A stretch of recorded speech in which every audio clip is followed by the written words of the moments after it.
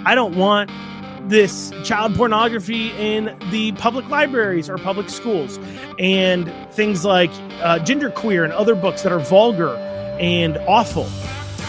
And people look at that and they say, well, I thought you were about liberty and blah, blah, blah. Well, look, am I saying ban the book? No. I'm actually advocating for how I want dollars that you've stolen from me at gunpoint because you taxed them from me, and how I would like to see them spent, since apparently I can't stop you from stealing them from me in the first place.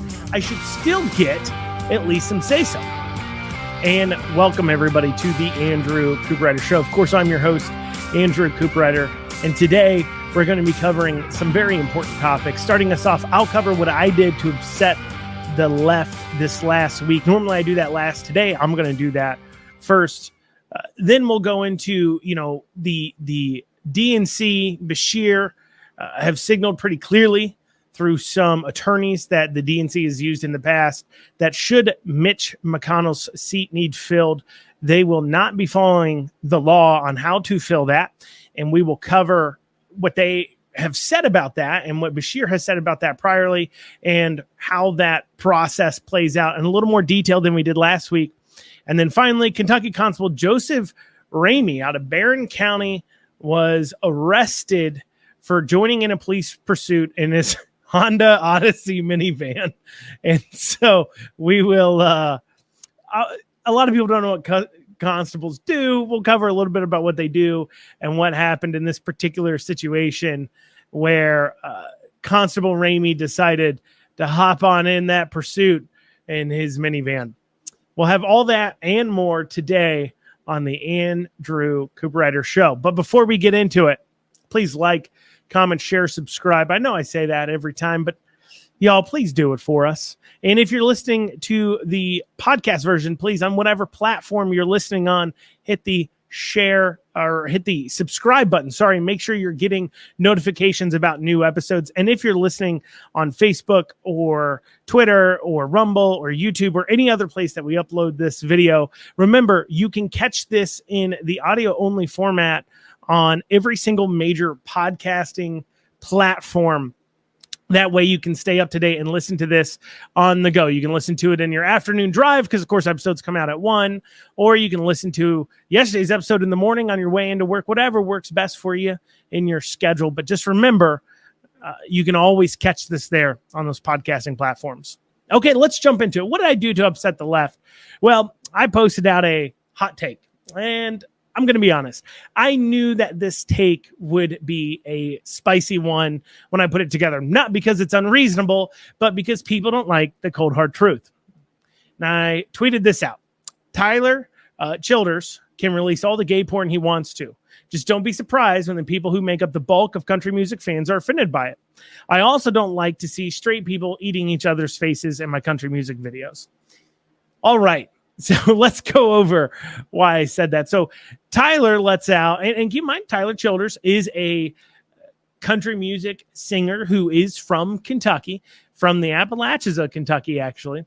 And he released a song and music video detailing a gay love story. So a story between two gay dudes that were coal miners in Appalachia. Tyler is and has been a very far left individual.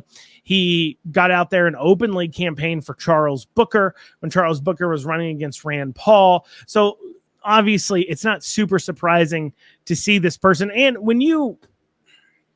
if you listen to some of his songs and his music and some of his lyrics, he's clearly struggling with his own crisis of faith. I can tell that he's kind of in this weird realm where he grew up Christian and Baptist, but I guess he's struggling right now with his own faith of what he believes in. And so he puts out this song, and clearly, obviously, this was in the works for a while. This has nothing to do with Jason Aldean's. A lot of people try to connect the two. It doesn't. But he puts this out. And the music video is gay porn. That's what it is. Couldn't finish it. But there's definitely some scenes in there that I would find objectionable in country music if I was watching a music video and straight people were doing it. It's not that I have a particular problem. I mean, outside the obvious fact that I'm not homosexual, but It's not that I have a particular problem with two dudes kissing or something like that. I have a problem with general sexual indecency, no matter the genders of the people involved at all. And in my humble opinion, the actions taking place in that music video are pornographic in nature. You can disagree with me. You can say I'm wrong, but whatever. And my point was, he can put out all he wants to. Just don't be surprised when the bulk of country music fans aren't into it. They don't like it because that doesn't represent their values. And like I said, I also don't like racy other songs. And, if I'm to be honest, I don't like Big and Rich, Save a Horse, Ride a Cowboy. I think it's a little bit vulgar, and it's not my favorite song at all. But there you go. That's my opinion on it. And the responses were frantic. Of course, you had the far left making all kinds of claims and attacks. My favorite were things like, oh, sounds like an incel, which incel stands for involuntary celibate, which means you can't attract women, and therefore you don't involve in sexual intercourse, which is an odd statement to make to a married man with children. But anyways, that's some of the comments that they made.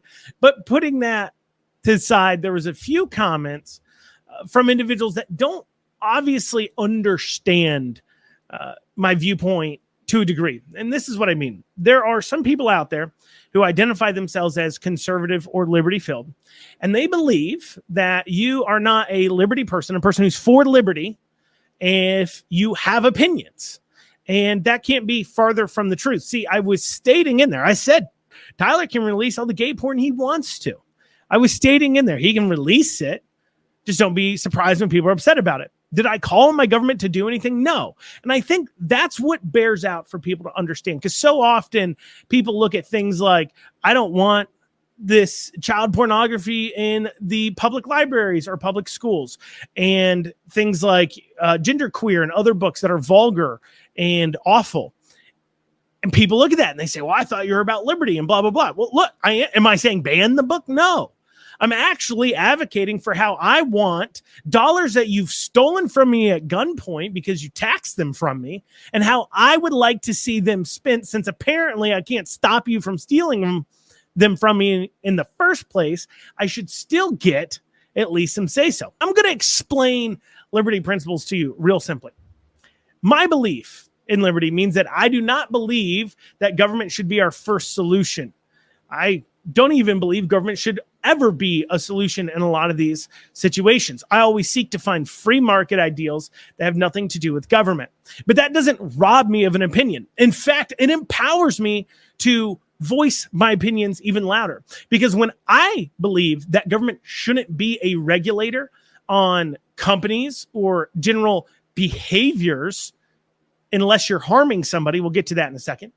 But when I say I don't believe government should be a regulator on behaviors, that means of companies or people, that means it demands society as a whole to step up and fill that gap. It demands you to create the culture you want to see and to speak out on issues you don't want to see happening. I'm not demanding my government step in and arrest Tyler for releasing gay porn. No, I'm making a statement that I and others will not be supporting that kind of behavior because it's vulgar and it doesn't align with our values. Is that anti-liberty? Why? Because I don't believe in gay people getting it on and being okay with that on my music videos? No, it doesn't mean I'm anti-liberty. It simply means that I hold an opinion. Now, the far left grabbing a hold of government to try to force down things that the rest of us disagree with. And it is not anti-liberty to fight against somebody else grabbing government to force down opinions you don't believe in. It is not anti-liberty to say, I don't want my tax dollars spent indoctrinating children. And it's not anti-liberty to sit here and say, I disagree with something.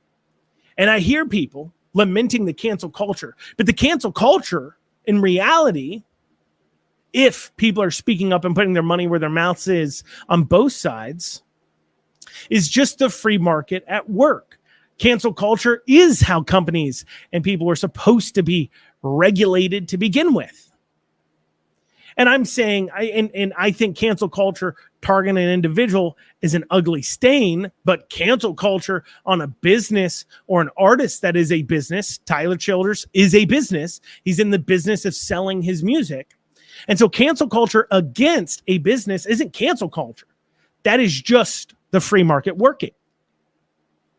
As I said, you can disagree with my opinions, and that's fine. Disagree with them. But I don't cross the line until I ask government to enforce an opinion that I am holding on others. Now, that being stated, I also don't believe that you should be allowed to go around willy-nilly harming people. And what I mean by that is people wade into, okay, so you just said you're not for government forcing your viewpoints on people, but here you are saying and have stated repeatedly that you're for the government getting rid of hormone treatments and puberty blockers for children. Wasn't that a liberty issue? To which I say, I still don't think you should be allowed to harm people. It is my sincerest belief that individuals who reinforce gender dysmorphia instead of treating it are causing harm to that individual. Direct harm, too. Not, you got to attach dots, because people try to argue the same harm about, well, we should have forced people to stay inside during COVID, and that's okay to do, and blah, blah, blah. But that isn't like a person causing direct harm. It's not a person looking you in the eye and saying, I'm now going to cause you damages. And when you go into talking about things like banning children from going to drag shows, look, that is a sexual performance. You're harming children by putting them there. Am I saying ban drag shows completely? No, you want to have your drag shows and strip clubs and bars over 21, and people can either come in or not that are adults of consenting age, where if they want to watch those god-awful, wretched performances of society, they can choose to do so. I'm not asking my government to do anything about it, but don't be surprised if I start to ask that communities around the area boycott businesses that do decide that they want to support and help it. Because I believe that's a better way to shape society. That's a better way to shape our world.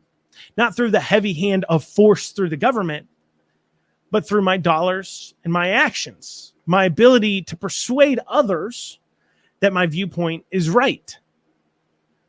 Your ability to persuade others that your viewpoint is right. That is the way that society should be shaped. So once again, my belief in liberty and conservative values simply means that I don't believe in government using the heavy hand of force to get my point across. But that doesn't mean I'm devoid of opinions.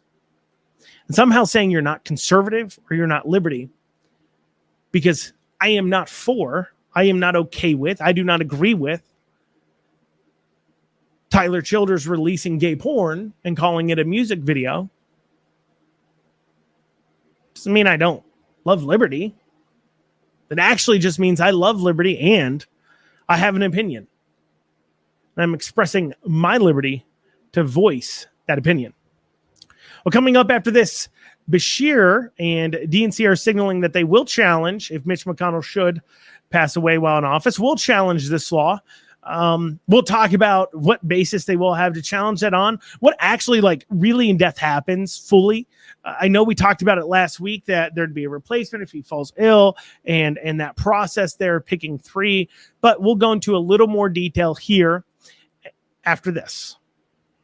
So last Friday, I talked about McConnell falling quiet during a press conference and his ongoing medical issues. And what's that mean for his Senate seat?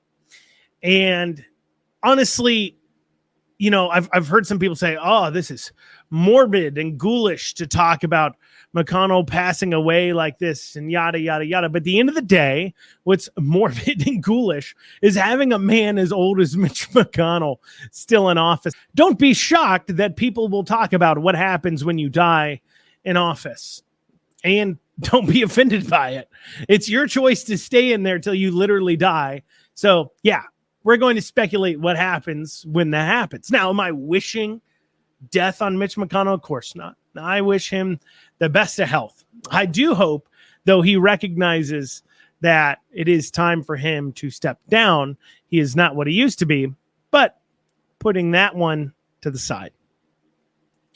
So what happens, and last week we talked about what happens if he passes, that Andy Beshear would be given a list of 3 people to choose from the Republican Party, and then he would pick them to fulfill that office until the next election. But let's go into a little more detail now, and it's needed because Beshear has signaled, and others, that they would challenge this law, and they can do it one of 2 ways. So McConnell passes, and Beshear says, I want to challenge this Senate bill, and he could either choose to not appoint someone and instead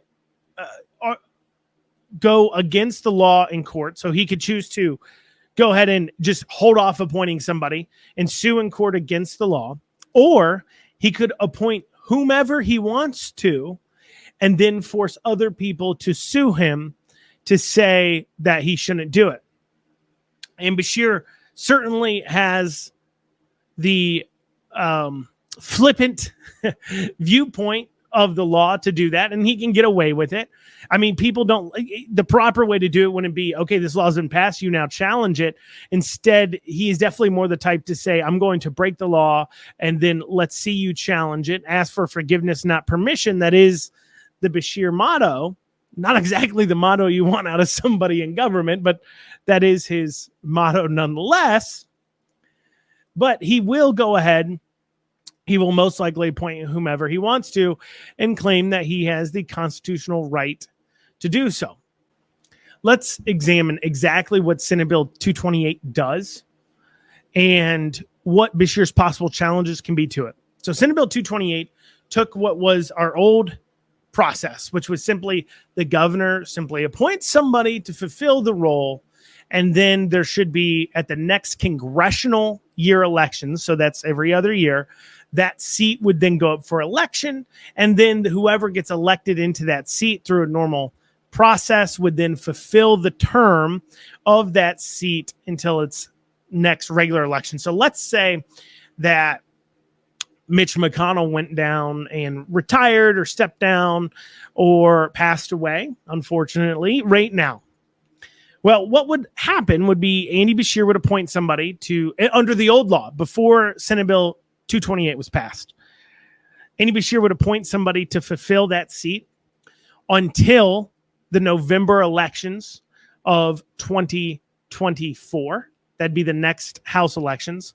And then whomever was elected after going through the primary and general process of 2024 would then carry and fulfill that seat's term out until 2026, when McConnell's term would normally have ended. This term have ended, and then they will run for election again 2 years later, then to fulfill out the full term. So whoever Beshear would appoint, let's say from this right now, would only serve until the next congressional election. Or let's say Beshear, God forbid, wins this next election, and then McConnell steps down at any point after November in 2024. Well, before they passed the law, what would have happened is Beshear would have appointed somebody, and then they would have served until 2026. That then would have had a regular election at that point, because that's when that office would have been up anyways. But with this new law, there was a change made that says Beshear is to appoint somebody out of a list that the person's party puts together. And if they're a Republican, he has to appoint a Republican, and he has to choose one of the 3 that the state executive committee puts together. Or if they were a Democrat, he'd had to have chosen a Democrat that would have been one of the 3 that the state's party puts together. Or if the person who passed was an independent, then Beshear would have had to appoint an independent to fulfill the role. And then now, the maximum amount of time they could fulfill that role is 18 months. And they will either be a new special election to fulfill that role until the term is expired of 2026 at the normal election time of the next year that we have an election. So for an example, in this case, if somebody passed away right now, and it is greater than 3 months out. So right now it'd be August, mid-August before it gets to 3 months out. Okay. So if somebody passed, Beshear would appoint somebody, and then there would be a election held in November. This election would take a different process. I'll cover that here in a second. If, however, somebody passed after this August, and then Beshear could have the special election at the next time as called, either in the November of the following year, it just can't exceed 18 months. So the election will occur at the next regularly scheduled general election, right? So we have an election every year, but there's an off year once every 4 years. And so we have off-year governor elections. And then, of course, we have the congressional elections every 2 years. And then the Senate elections will fall on the congressional election years. So 2025 would be an off-year blank election year. And so if he appointed somebody, they could serve until the next regular election. If there's not a next regular election coming up within the time frame, then they can call a special election.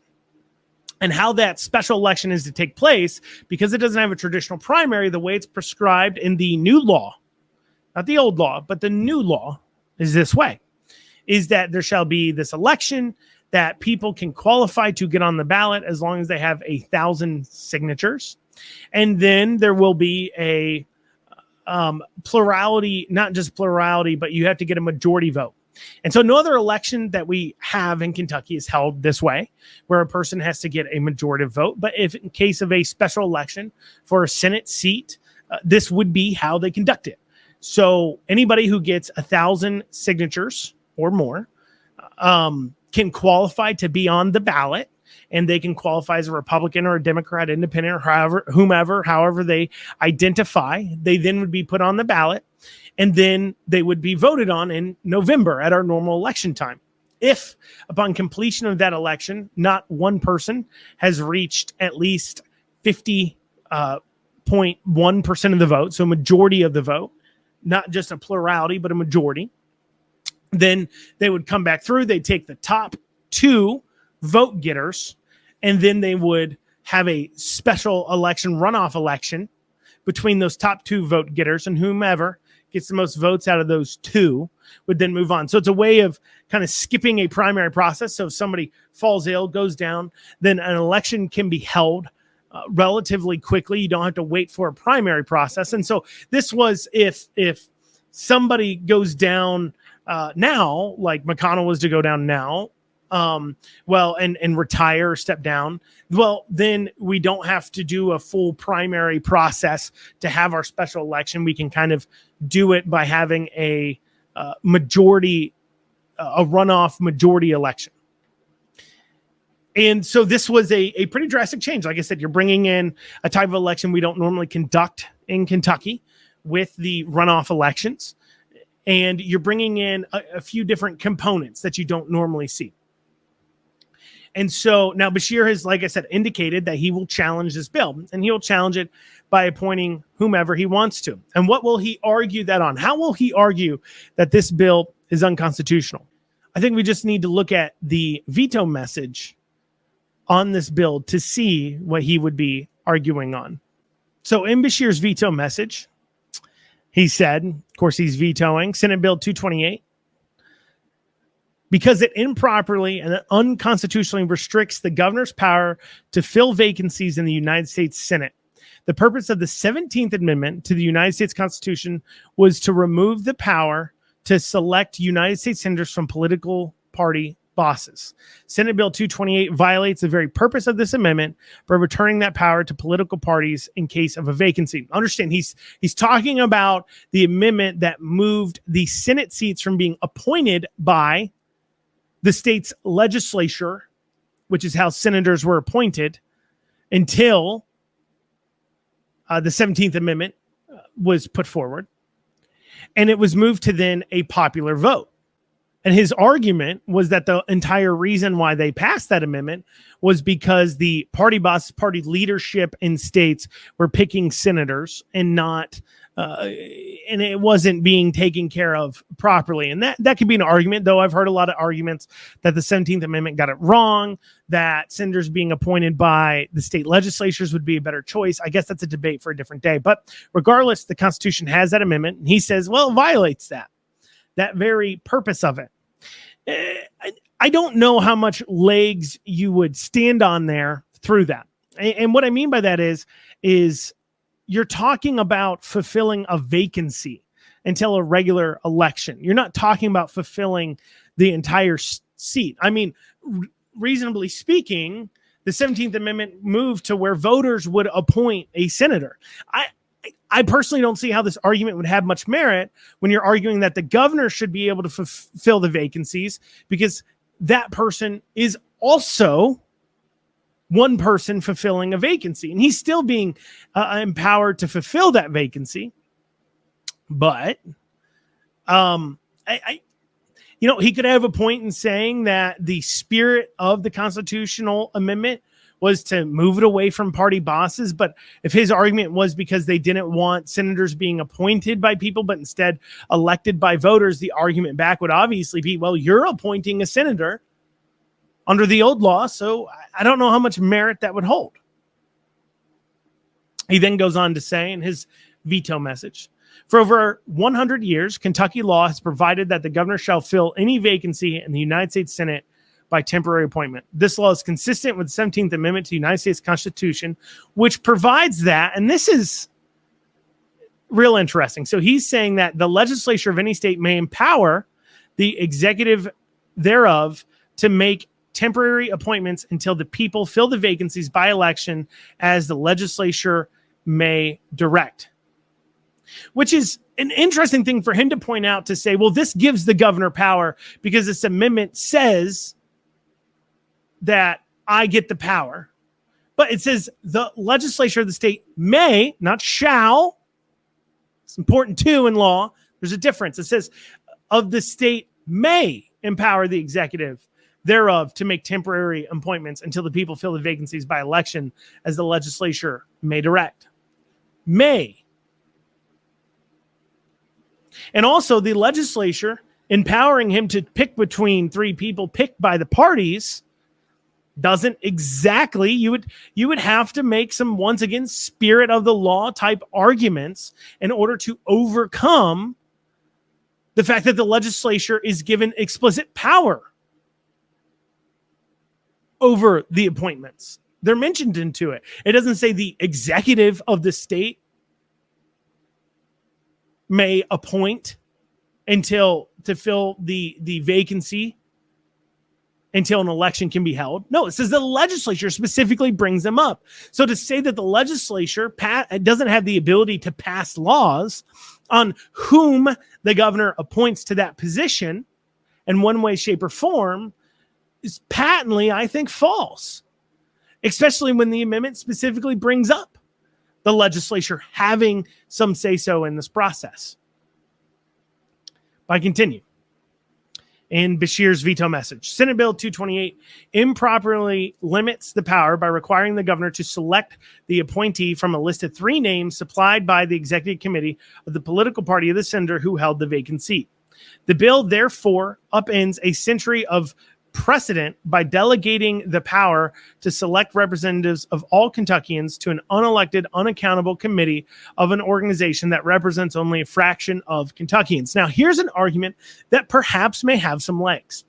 He is saying that the precedent set is that somebody who is elected by the people, not people who are elected by party leaderships of some sort, should have say-so over who they're appointing. Now, of course, the argument would be is, well, they're not telling you who to appoint. They're telling you, they're giving you an option of who to choose. And clearly, the legislature knew they were on sticky constitutional grounds with this to begin with, this whole process of the parties now getting involved in supplying appointees.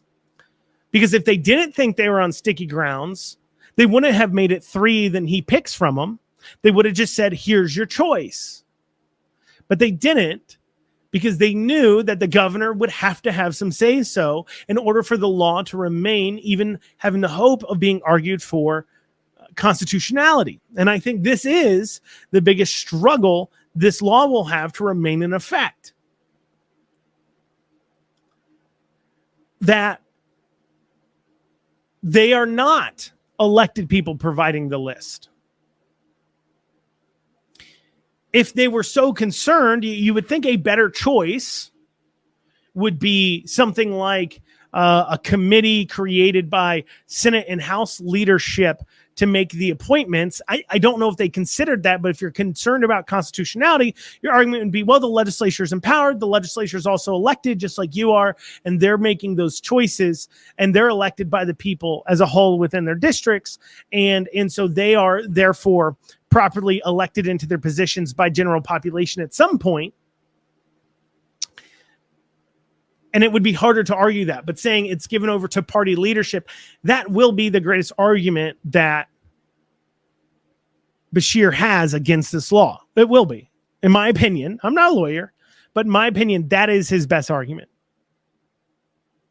He continues, Senate Bill 228 improperly limits the power by requiring the governor to select the appointee from a list of 3 names supplied by the executive committee of political party of the senator who held the vacant seat. The bill therefore upends a century of precedent by delegating the power to select the representative of all Kentuckians to an unelected, unaccountable committee of an organization that represents only a fraction of Kentuckians. In doing so, Senate Bill 228 is contrary to the United States Constitution. The 17th Amendment does not authorize legislatures to direct how the governor makes an appointment to fill vacancies, and the legislature may not impose an additional qualification on who the governor may appoint beyond the qualifications the United States Senator set forth in the Constitution. It says it does not authorize legislatures to direct how the governor makes an appointment, which I think is patently false. We read to you words out of it. It said the legislature of any state may empower, not shall, may empower the executive. Frankly, I think he's false. And once again, I'm not a lawyer. I'm not going to claim to be some great legal expert. I've written some laws, written some amendments. Some of them have passed. But I don't think just saying, look, the governor can appoint whoever he wants to, the legislature has no say-so, based upon the 17th Amendment, when we've gone over what it says about the legislature in there, I don't think personally that's very accurate. Like I said, I could be wrong. It could be fleshed out in court to be the exact opposite, but you read it, I read it. You don't have to have your JD to know, to be able to read plain text and see that it says may empower. Now, if it said shall empower, well, that means the legislature has to, but it says may. Once again, that's a big difference. Further, I know that there is a United States Senate vacancy as a result of the death or resignation of one of our current senators. Some members of the General Assembly would gain the ability to select the 3 names submitted to the governor for appointment by virtue of their status as members of the party's executive committee, rendering them conflicted within the meaning of KRS 6.731. Passage of this bill under such circumstances contrary to the public interest. Well, if that is of concern, obviously you could say, well, legally they can't be a part of the committeeing process. But also at the same time, either people need to be elected and held accountable in order to have the choosing process, or they're not. One of the two. And he's arguing for both in this veto message. I continue. The bill also is unconstitutional under the Kentucky Constitution. Section 152 of the state constitution provides that the governor shall, now he's put shall in quotations, not may, shall, which now has become important to him. The governor shall fill by appointment vacancies in offices for the state at large. No conditions, qualifiers, or limits are placed on that appointment power. Now, that might be a good argument there for him, too. pointing to the state constitution. But it's funny that he zeroes in on shall when he's talking about the state constitution, but he ignores may when he's in the federal constitution, arguing as if they mean the same word there, and they clearly don't. Says, finally, I am vetoing Senate Bill 228 because it will increase the expense of filling the vacancies by requiring runoff elections whenever a candidate does not achieve a majority of the votes cast. That seems like a silly reason to kind of handle this. You're saying, look, we've got a special election. We need a primary process. So how it's funny because by vetoing that portion, how a primary process in a special election normally takes place is the executive committees for the body. So the Republican Party, if it's statewide, it would be the Republican Party Executive Committee, and the Democrat Party Executive Committee would then vote to fulfill that vacancy. Their executive committees would, which he's arguing against them in that place. But he's saying in a special election, empowering them to pick their primary candidate is bad. And by requiring a runoff whenever a candidate doesn't receive a majority vote, that increased costs. But he's not really concerned about cost. Don't worry. Beshear hasn't suddenly come down with a case of I care about government spending. What he's really concerned about is that the top two will both be Republicans, not Democrats. And therefore, the Democrats won't be able to run a 1v1 race. Remember, races are about making it easy to vote for you, hard to vote for your opponent. And when you're running against 10 people, 20 people, if that's who qualifies for the special, well, then you have to run on your own merits. You can't, it's not as easy to attack others. You can attack the front runner, but it gets perilous as their votes may land on somebody else. But obviously, it makes it harder, though, for the Democrats because they have to stand on their own merits. And frankly, Democrats aren't very attractive in their own merits. And so if a Democrat ends up not being one of the top two getters, and then you have a race when it does come down between the two, it's two Republicans. Well, that doesn't work as well for the Democrats. They want a special election that's the case. So looking at Beshear's veto message, looking at what he's indicating, it certainly shows that he could perhaps challenge us in court, and he may have some good arguments to make. Now, if you're him and you're worried about the optics, you would just challenge it in court. What you wouldn't do is just appoint somebody and then make them challenge you in court, because regardless, it just shows a complete disrespect for the process of saying, I don't care what laws you pass. I'm not going to challenge our constitutionality. I'm just going to do what I want to do, and then let's see you stop me. It harkens back to Andrew Jackson's comments he made after a Supreme Court decision that he disagreed with that says, the court has issued its order. Now let's see them enforce it. Basically saying they have no enforcement arms. So let's see them try to stop me. I don't think that comes off very well. So he may do that, or he may end up trying to do any number of things to challenge it in court. Like I said, he may have some arguments. I don't know. Well, coming up after this, Constable in Barron County joined a police chase, got arrested. We'll talk about what constables actually do and what happened here. We'll be back after this. All right, Kentucky Constable Joseph Ramey out of Barron County was arrested for joining a police pursuit in his Honda Odyssey minivan. So what happened was the police and sheriffs were in pursuit of a stolen vehicle, and this Kentucky constable, newly elected Constable Ramey, decided to join in the pursuit in his Honda Odyssey minivan. And he was arrested for that, for counts of impersonating a peace officer, as well as wanton endangerment because he was a part of the police chase, so on and so forth. First, let's talk about what constables are. So what sheriffs are to the government is supposed to be what constables are to the people. The constables in the Kentucky law and Kentucky Constitution are supposed to be represent the people that the people, you and I, go to and can pay them to carry out things. Constables are oftentimes now local magistrates and county level governments can choose how they want to fund those constable groups, but most of the time they're completely unfunded, where constables have to pay for their own vehicles, their own badges, their own guns, their own trainings, which is why we have a constable driving around in a Honda Odyssey minivan. Additionally, as well, unless they are approved by their county fiscal courts, they're not allowed to run lights and sirens. They're only allowed to have safety lights like you or I could have on their vehicles.